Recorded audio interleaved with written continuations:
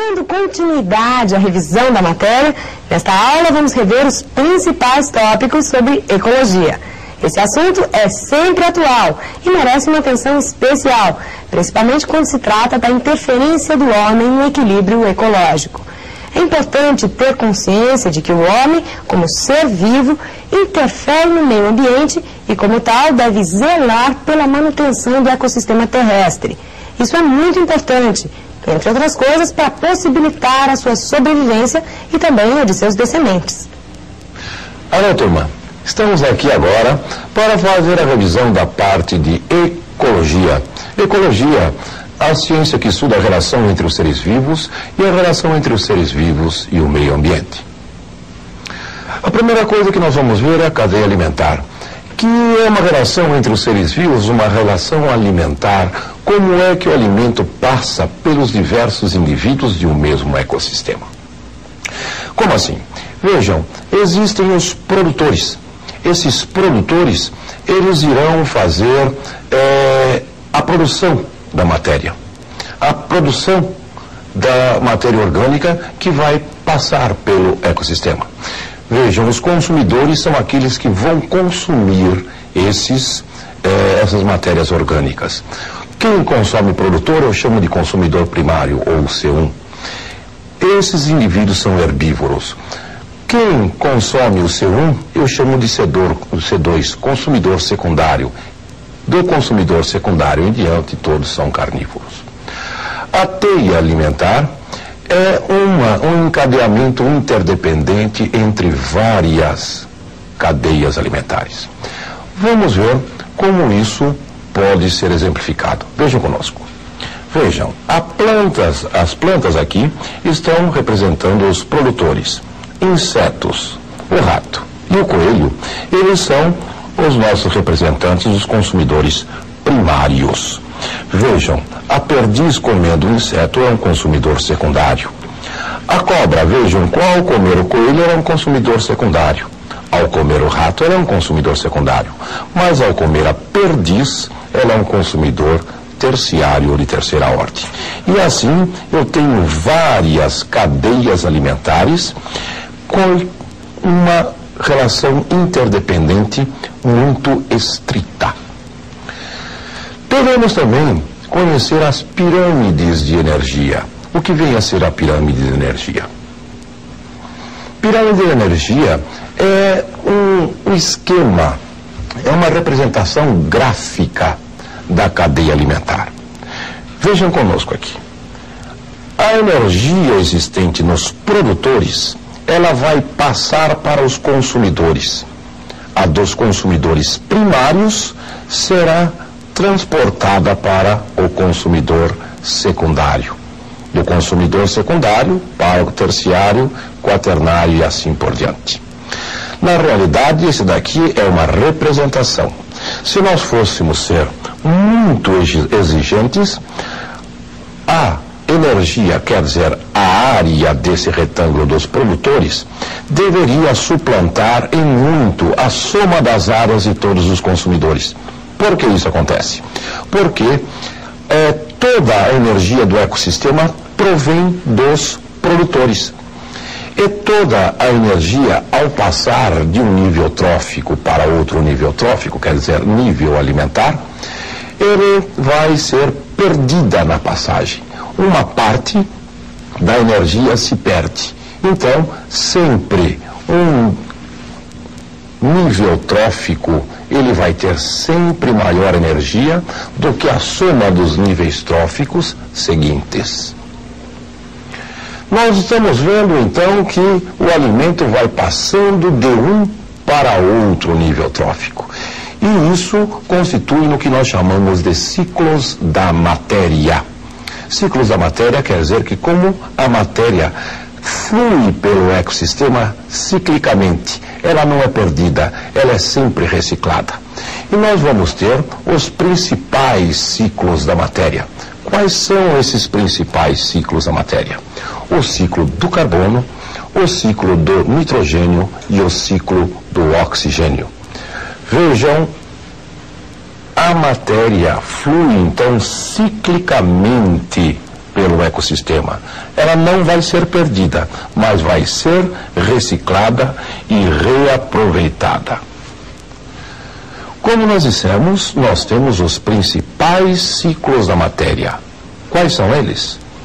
Ciclo do nitrogênio, ciclo do carbono, ciclo do oxigênio e ciclo da água. Vejam, o ciclo do carbono, oxigênio e água, elas vão ser interdependentes. Um dependerá do outro.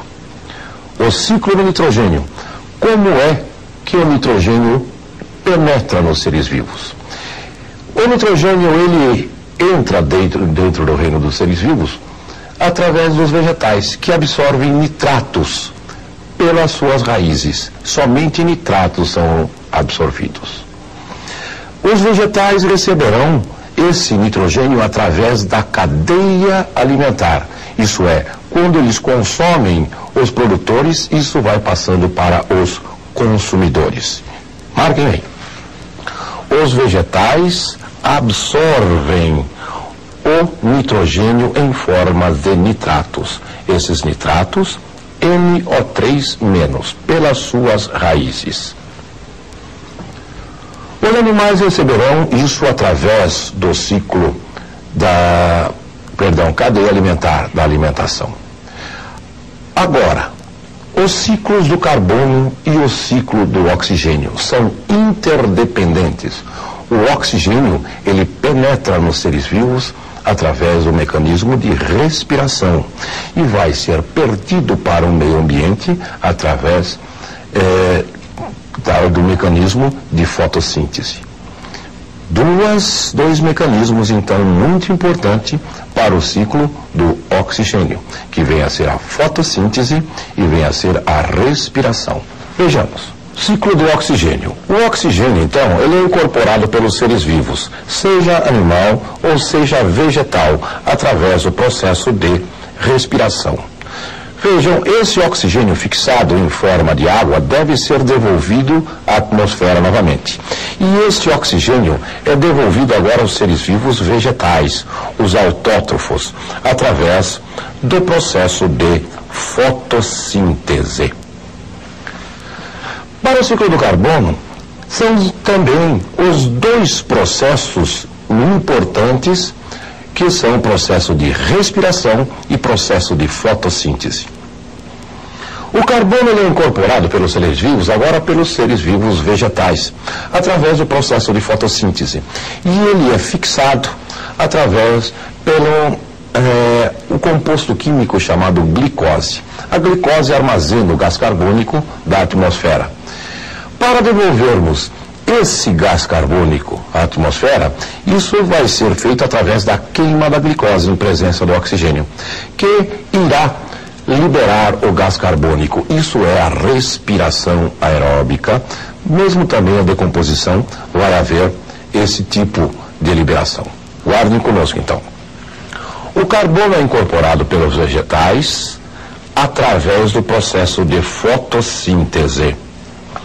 E o carbono ele é devolvido ao ambiente através do processo de respiração. Mas não só pelo processo de respiração que poderá ser liberado o gás carbônico no meio ambiente. Temos outros dois processos, que é o processo de decomposição e o processo de combustão. Devemos guardar isso aí, então, que é. Vejam lá.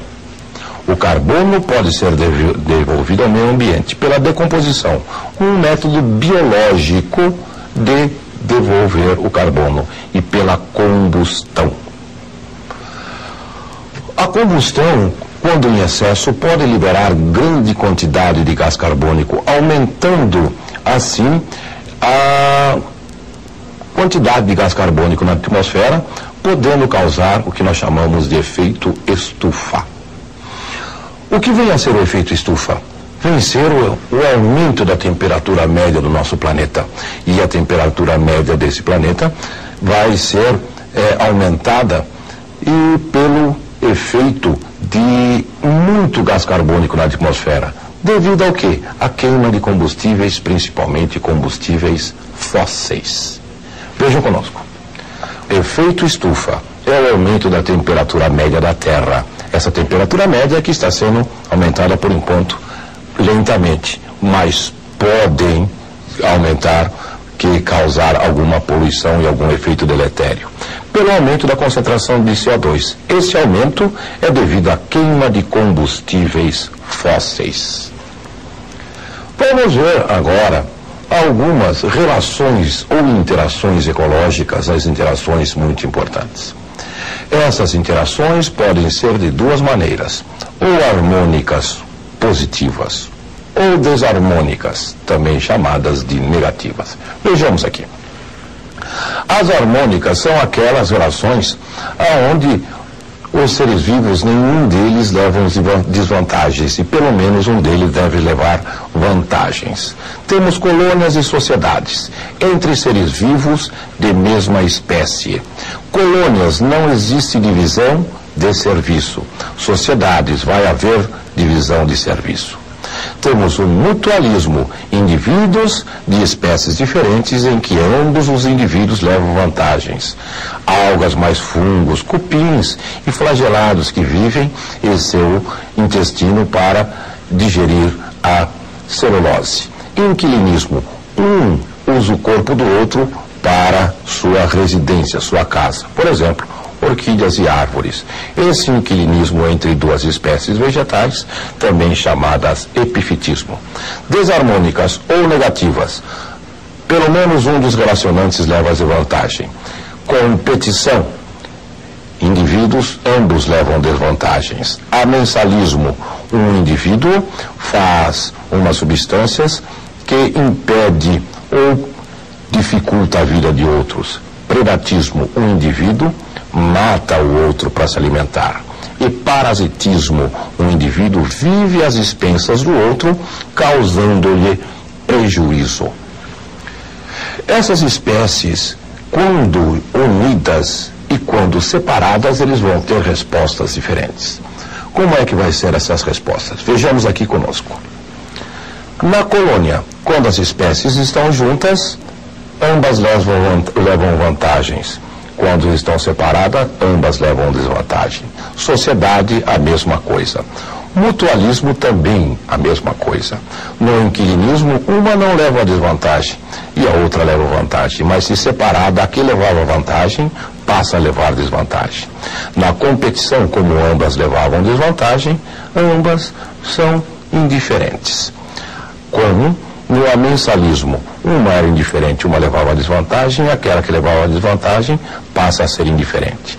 Parasitismo, quando essa espécie leva vantagem, essa desvantagem, essa espécie passa a ser prejudicada porque não tem alimento, e essa não vai ter vantagem nem desvantagem.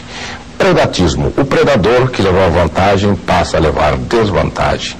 E a presa, ela vai passar a levar, não vai sofrer interferência nenhuma.